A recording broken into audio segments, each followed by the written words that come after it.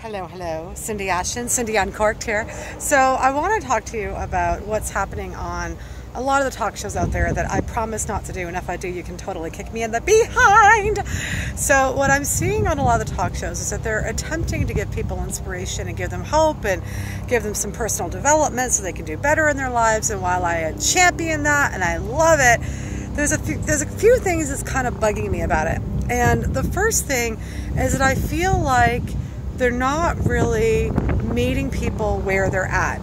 They're trying to give them hope from like this rags to riches or change your thinking and everything in your life will suddenly change. And I'm all for being positive and going after your dreams, but we need to be a little bit more realistic in how we present information to people, because I feel like a lot of what's being presented out there is unrealistic considering where people are currently in their lives and their goals. And so on Cindy Uncorked, I really want to focus on meeting people where they're at right now and helping them be in acceptance of where they're at so they can make really positive and empowered decisions, as opposed to, oh my God, I just watched a show and this person lost 50 million pounds in 3 days, I'm going to do the same, and then they go on gung-ho and then they fail at it.